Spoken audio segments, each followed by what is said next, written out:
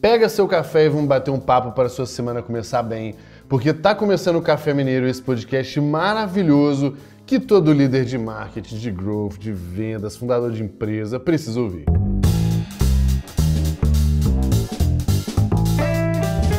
Eu sou Gabriel Costa Mineiro, fundador e CEO do GLA e do Merlin, e hoje, meus amigos, eu vou te falar o que eu acho sobre esse mundo de infoprodutos, e olha que minha opinião mudou aí de uns tempos pra cá. Também vou falar como que a gente identifica algumas vagas bosta que tem por aí, como ficar caro e como fazer gestão de crise. Vamos começar com o quadro Sem Filtros. Nesse quadro eu trago a minha opinião de forma transparente e sincera. E hoje eu quero te contar o que eu acho e também o que eu aprendi com esse mundo de infoprodutos. Eu sempre tive muito preconceito, eu achava que era tudo uma pilantragem e de fato tem bastante pilantragem mesmo. Mas, aliás, nem é mais, né? Por que eu achava isso? Porque eu nunca gostei desse conceito, dessa lógica de você prometer um resultado muito grande, muito audacioso, vender um sonho, né? E principalmente dizer que tem uma fórmula para isso, né? Eu acho que isso acaba atraindo muitas vezes o deslumbrado e acaba sendo uma venda muito emocional. Mas, depois de alguns anos, né? Depois de ficar mais maduro, eu passei a fazer um exercício bem interessante que eu te recomendo a fazer também. O exercício é o seguinte: mesmo que eu não goste, né, de uma determinada pessoa, de uma determinada empresa, iniciativa, tanto faz, eu preciso deixar minha emoção de lado e fazer uma análise boa e fria que é o que essa pessoa, o que essa empresa faz bem que eu posso aprender com ela. Mesmo não gostando, às vezes eu não concordo com uma posição política, às vezes eu não concordo com o jeito que as pessoas, né, que a pessoa está fazendo aquela coisa e tal. Mas quando eu comecei a fazer esse exercício de, ok, emoções de lado, né, o que eu posso aprender? Porque alguma coisa essa pessoa faz direito, né? E desde que eu comecei a fazer isso, eu tenho aprendido bastante coisa, né? Essa minha visão aí do mercado de infoprodutos mudou essencialmente por causa de três grandes pessoas aqui, tá? A primeira delas foi o Marcelo Távora, que trabalhou na Rock Content um tempo, eu conheço ele desde esses tempos lá, porque RD e Rock eram muito próximos. Foi para o mercado de infoprodutos, sempre teve uma visão muito sóbria desse mundo, eu conversava bastante com ele, fui vendo a evolução dele ao longo dos anos e conversando com ele, foi muito interessante. Mas a maior mudança aconteceu por causa do meu amigo, do Malvis, que foi um dos primeiros caras lá da Hotmart, ficou 10 anos lá. E ele era do mundo de software, né, de tecnologia, para o mercado de infoproduto. E aí, conversando bastante com ele, ele me deu a real do mercado. Tanto o que eram algumas coisas que ele não gostava, mas principalmente o que ele achava que era bom de verdade, interessante de verdade. E aí, nesse momento, ele até falou do Ladeira, né, do Leandro Ladeira. Por causa, então, desse negócio, né, eu conheci o Ladeira, eu gravei um Deep Growth com ele, que foi muito legal, recomendo você ouvir. E nessa, o Ladeira me convidou para participar um dia do Mastermind dele, que também era um conceito ali que eu não gostava muito. Não do Ladeira propriamente dito, mas o conceito do Mastermind propriamente dito, né? Mas o Ladeira me convidou para ir um dia e eu fui até Brasília para participar do Mastermind. E eu achei bem interessante. Tão interessante que esse ano inteiro, agora de 2024, aí eu participei mesmo, né, pagando direitinho, e muito provavelmente, né, ano que vem vamos participar de novo, porque a gente viu ganhos muito claros aqui. Mas o que eu quero compartilhar com você foram as coisas que a principal coisa, na verdade, que me chamou a atenção quando eu participei daquele Mastermind, do primeiro até. Depois eu vi que isso se confirmou o que eu tinha percebido, né? A principal coisa foi que no Mastermind, se não todas, absolutamente todas as pessoas, a grandíssima maioria, eram pessoas que já tinham bastante resultado vendendo seus cursos, né, as suas coisas de um modo geral. E assim, é quase que a totalidade não, mas a grande maioria, pô, eu vi que eram pessoas absolutamente normais, não acho que são pessoas geniais ou fora da curva no sentido, né, meu Deus, inalcançável, nada disso. Eu acho que a grande maioria disso é super normal, mas eles são excepcionais em coragem, em execução e disciplina. Coragem, porque Para você vender no digital, né, nesse mundo de infoproduto, o mais normal é você ter que colocar a cara aqui, na frente de uma câmera, em social media, né? Então, se expor mesmo de um modo geral. E muita gente acaba fazendo algo ainda diferente do que é a sua profissão oficial, né? Vamos colocar assim. Então, realmente, a pessoa precisa se expor, e para ela se expor, ela tem que ter coragem mesmo, né?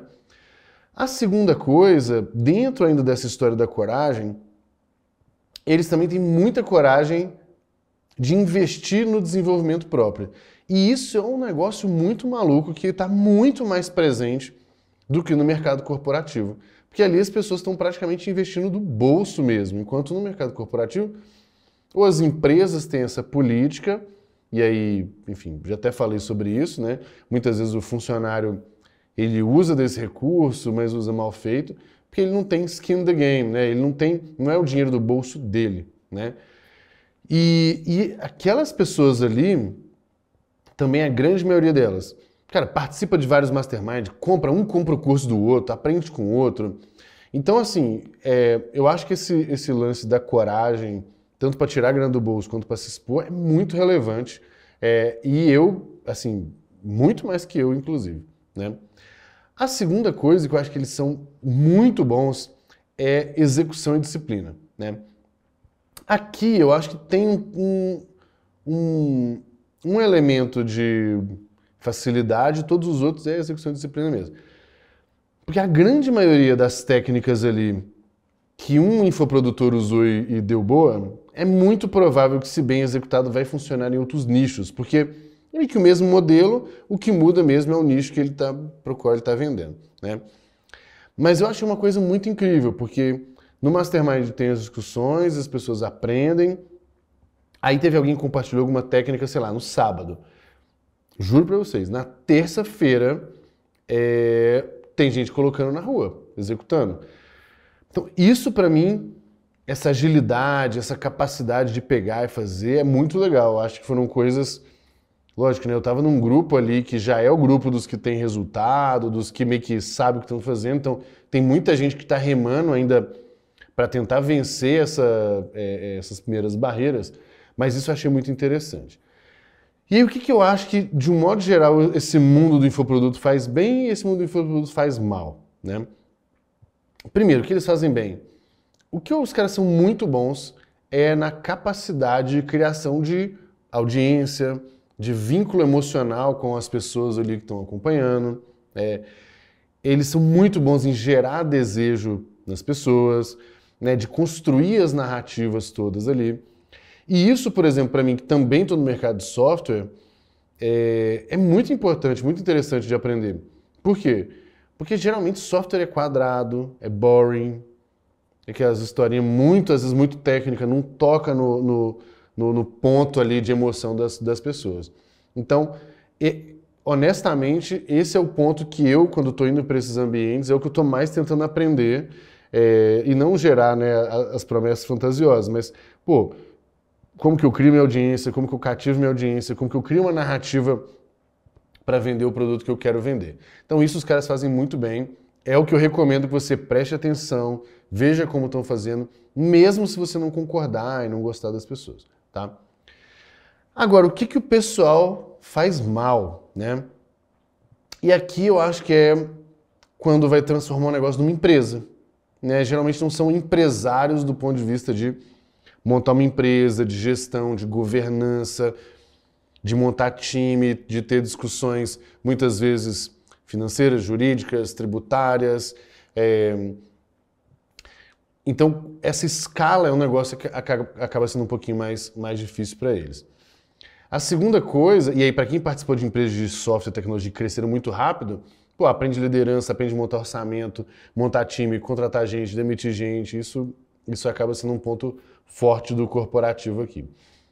E um ponto que eu acho que eles também não fazem muito bem é o ponto de construir equity, né?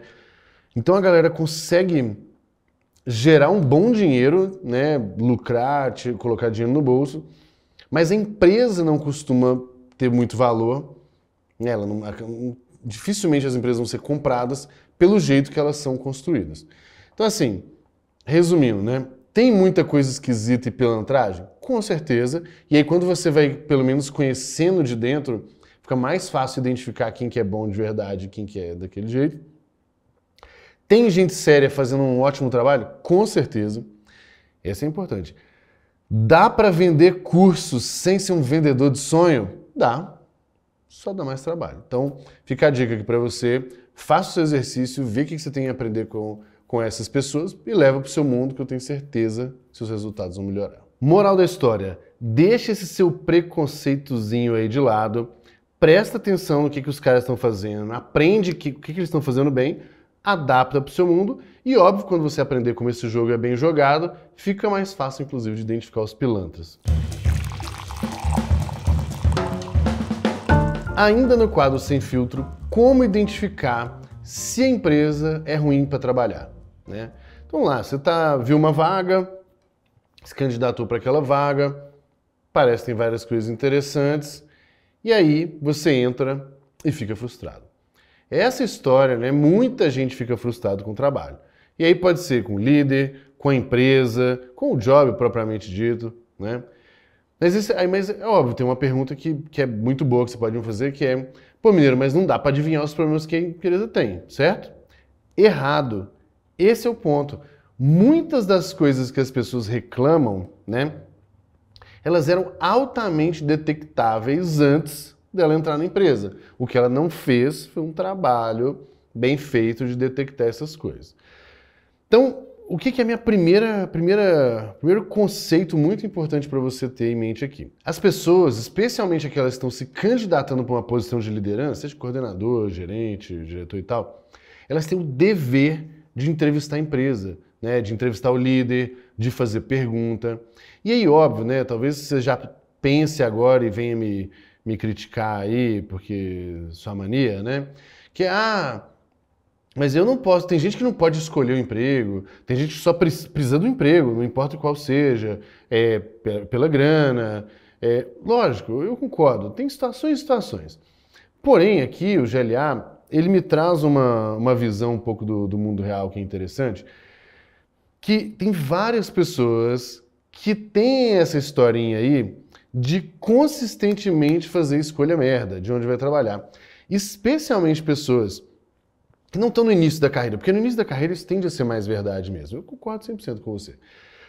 Mas a pessoa ela vai alcançando algumas posições e ainda assim ela continua fazendo algumas escolhas ruins, né? Então, o que eu acho que é importante aqui, que eu quero te passar para você evitar cair nessas ciladas, é assim. Basicamente tem dois segredos aqui, ou um segredo com dois passos, sei lá. Primeira coisa, como que para você evitar cair nas vagas muito ruins, né? A primeira coisa que ninguém faz direito é você definir o que são as coisas realmente importantes para você. E aí, o segundo passo desse negócio é investigar se isso fere algum princípio seu. O maior erro, no fim das contas, é eu nem saber o que é importante, né, para mim e tal, e, consequentemente, eu não sei avaliar aquela posição. E, de novo, para quem está em posições mais seniores, pode ser de especialista, pode ser de um gerente, diretor, é esperado de você esse senso crítico, é esperado que você questione a empresa também, faça perguntas, queira entender. Talvez você esteja achando que assim, nossa, mas se eu perguntar muito, né, se eu perguntar algumas coisas, as pessoas vão achar, elas vão tirar minha oportunidade, elas vão achar isso, vão achar aquilo. De novo, para essas posições que eu falei, as posições mais seniores, você não só está interessado, como você passa uma mensagem para a empresa também que você não vai topar trabalhar em qualquer lugar de qualquer jeito, tá? Então vamos lá. Primeiro passo, vamos relembrar, definir as coisas que são importantes para você e depois investigar. Então, por exemplo, o que você não abre mão? Cara, eu estou numa posição aqui que eu sei lá, eu quero sou um gerente de uma empresa, vou virar gerente em outra, alguma coisa assim. E eu detesto microgerenciamento. Então, autonomia é um negócio importante para mim. Eu quero ter a capacidade de tomar decisão, de fazer algumas coisas.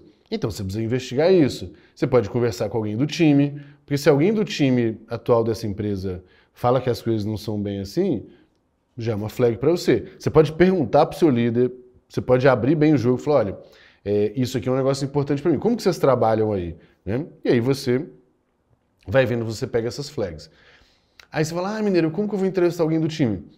Você fala exatamente assim, fulano, cara, você está avançando no processo, você pode pegar e falar uma hora, cara, eu tô adorando até agora, eu queria conversar com alguém do time, só para pegar a percepção dela sobre como é trabalhar e sobre como o time funciona e tal. Se isso for determinante para as pessoas entenderem que você é um mau candidato, então a melhor coisa que você fez foi fugir daquela empresa, tá? Fica a dica para você.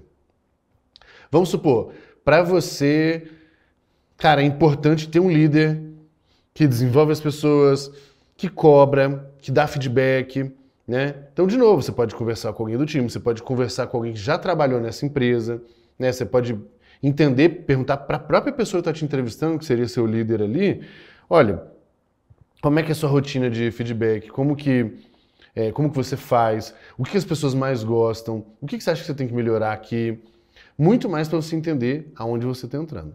De novo, talvez você esteja pensando que eu esteja viajando agora, mas eu estou num lado que contrata bastante e que conversa muito com as pessoas que contratam bastante.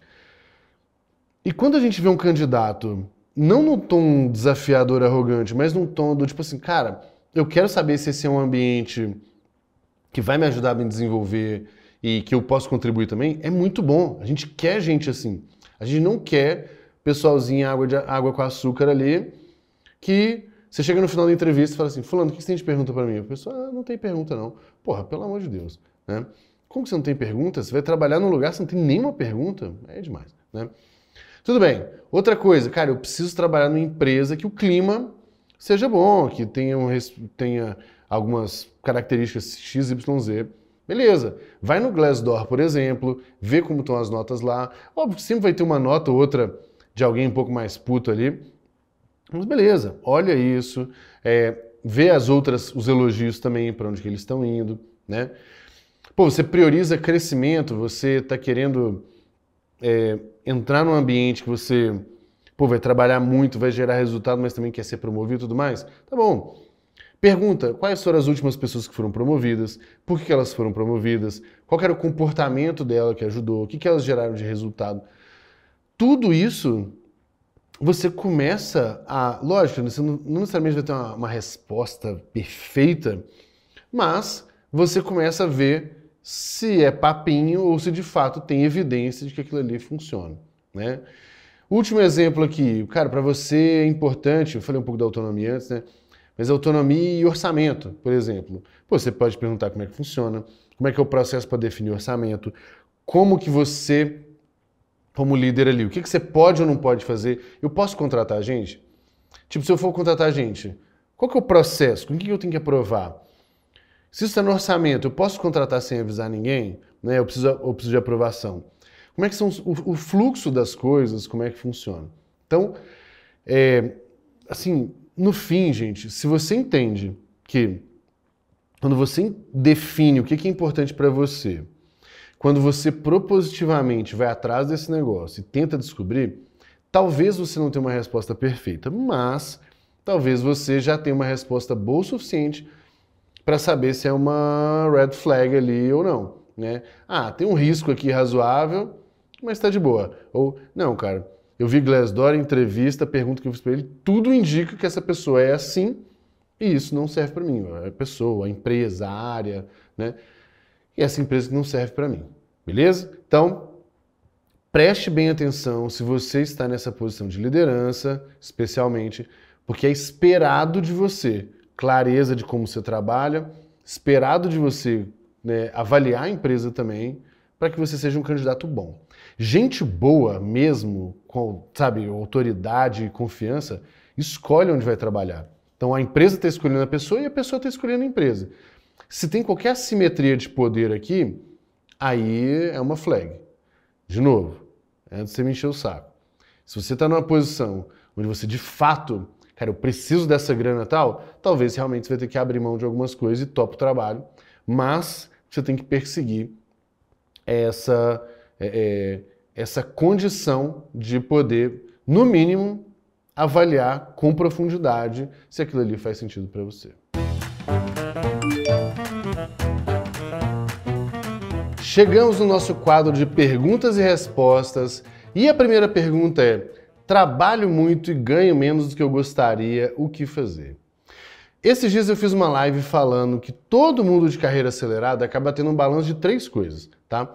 Essas pessoas têm resultados inquestionáveis, têm os comportamentos obrigatórios para as posições que ela está buscando e tem uma autoridade indiscutível, né? Elas são reconhecidas como pessoas fodas ali, pelos pares, pelo mercado e pela empresa. Essa reclamação é sintoma, né, de quem trabalha muito, gera resultado, mas não tem autoridade. Então, o que você precisa fazer para aumentar o passe é construir essa autoridade.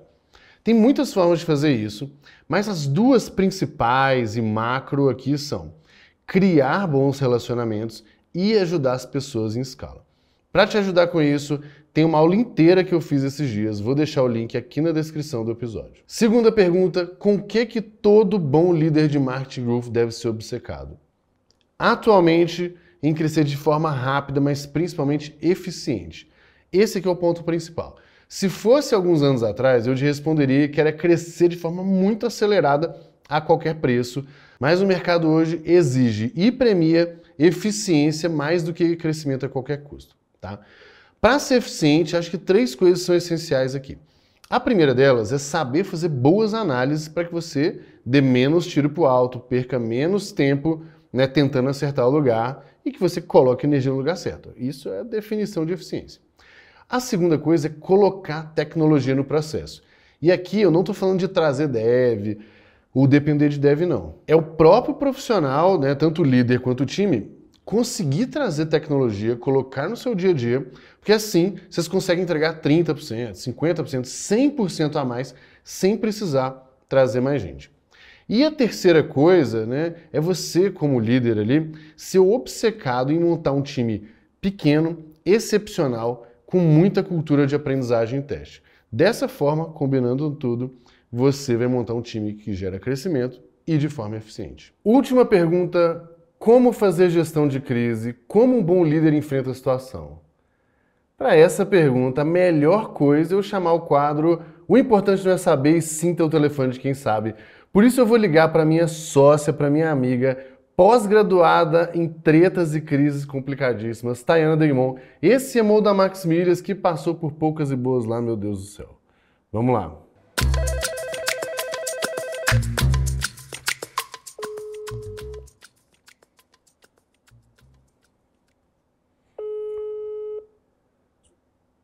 Fala, Gabizito. Bom dia, Flor, tudo bem? Bom dia, tudo e você? Tudo bom. Olha só, eu preciso de 3 minutos do seu dia. Você pode falar agora ou o Noah tá te ocupando muito? Ah, não, consigo. Diga aí. Tá bom. Taizita, eu tô gravando um Café Mineiro. Para várias pessoas que Ah, eu ligo, para várias pessoas que eu ligo, elas não sabem do que se trata, mas você sabe, né? Tem uma pergunta aqui que é muito melhor você responder do que eu. aham. Como fazer gestão de crise? Como que um bom líder enfrenta a situação? Aí eu pensei, quem que é a pessoa pós-graduada em treta que eu conheço? É você. Então, Eu não queria ser pós-graduada nesse tema. mas vamos lá. Vamos lá. Cara, tá. Primeiro, assim, é uma parada que mexe muito emocionalmente contigo, né? Uhum. Porque é pessoal mesmo, você não sabe o que vai acontecer com a empresa se você não conseguir controlar, com as pessoas. Então, acho que a primeira coisa é você tentar ao máximo abstrair os sentimentos. Isso parece estranho, mas é porque tem uma parada que é muito forte quando acontece a crise, que é as pessoas olham muito para você, as pessoas de dentro da empresa. Uhum. Então, enquanto o mercado lá fora está olhando para sua empresa ou para uma situação, né, pensa um Covid, que é um negócio que não é nem uma crise interna da própria empresa, mas da vida, dentro da empresa estão olhando para você. Então, você acaba tendo que cumprir múltiplos papéis de uma forma muito forte aí de ser apoio para o seu cofundador, de pô, ser um ombro para os outros executivos, o seu time vai querer entender como que você tá, se você tá nervoso, se você não tá, se você vai sair, se você vai ficar. Então, assim, você precisa fazer uma força para abstrair a emoção e focar em, cara, como que eu resolvo esse problema? Em casa, em geral, a família sofre nesse sentido. Então, em casa, precisa combinar o jogo de falar, cara, eu não tô bem, as coisas não tô bem, não tão bem. Eu vou ficar um tempo aqui meio perdido, trabalhando muito e tal. Segura a onda pra mim.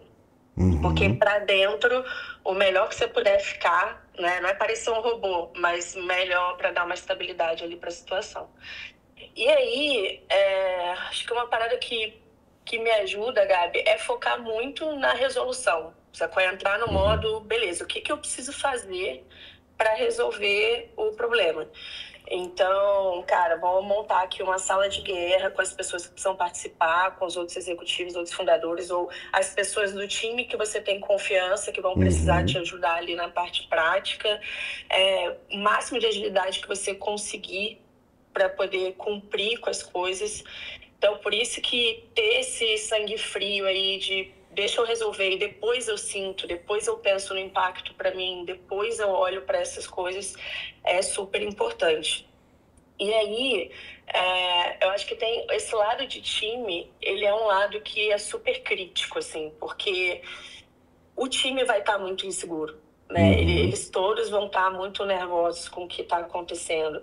Então, você precisa, no meio do caos, gerar um tempo aí, conseguir criar um tempo de, cara, comunicar o máximo possível, de acolher, de responder pergunta, de falar o que você não sabe. Falar, cara, isso eu não sei, mas eu vou tentar descobrir. Eu acho que isso é super importante e eles serem avisados primeiro das coisas, sabe?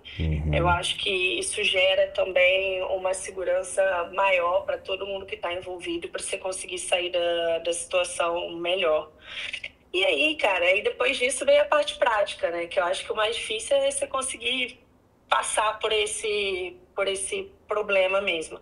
Mas aí vem a parte prática de sentar, pensar todos os pontos que vão ser afetados. Então, uma coisa que eu aprendi, assim, é que às vezes a gente pensa só no cliente, né? Mas você tem que pensar, pô, nos seus parceiros, nos seus fornecedores, no próprio time interno, o público interno. O que eles vão dizer quando alguém da família perguntar em casa, ou quando um amigo perguntar em casa? Porque às vezes é daí que vaza uma coisa num ângulo que não é interessante para você e para a situação. Então, pô, já faz logo perguntas e respostas, o que vai poder ser compartilhado com o time, o que não vai. Cara, se algum cliente entrar em contato, os diferentes tipos de cliente, como que você responde cada um. Então, aí entra mais numa parte prática mesmo. Animal. É o tipo do conhecimento que seria bom não precisar ter, né? Mas já que às vezes passa por isso, que entre pelo menos mais preparado e com caminho. Muito bom, Taisita. Eu acho que o principal é isso de, no momento, abstrai o resto, foca no que você tem que fazer, no que você tem que entregar, e em deixar as pessoas que estão em volta de você melhor do que elas estariam. E aí eu acho que só com isso aí você já resolve, sei lá, 30% do problema, se não mais, entendeu? Porque Legal. o resto são ações mesmo que você consegue se cercar de gente boa para fazer acontecer. Animal, muito bom, Taisita. Obrigado. Beleza? Tenho certeza que vai ser bom para as pessoas também. E espero que elas não precisem nunca botar em prática, mas vai botar, né? Uma hora ou outra vai passar por alguma coisa. Sempre acontece. Valeu, Valeu, Gabi. Taisita. Um beijo. Tchau, tchau. Tchau, tchau. É isso, meus amigos. Estão vendo, né? Aprenderam direto da fonte de quem é pós-graduada em treta. Mas é isso. Então tem um aspecto emocional, tem a relação com o time, tem a relação dessas questões, né? Família, cliente. Então, definitivamente, crise não é fácil, mas tá aqui uma dica já para você. Vamos ficando por aqui hoje. Hora da gente terminar o nosso cafezinho e voltar a trabalhar, começar a semana bem, que o ano tá acabando, beleza? Lembra, se você tá no Spotify, tem que dar 5 estrelinhas. Se você tá no YouTube, tem que se inscrever aqui no canal, tem que mandar pro seu amigo, que você sabe que você vai ajudar ele também. Beleza? Obrigado e até semana que vem.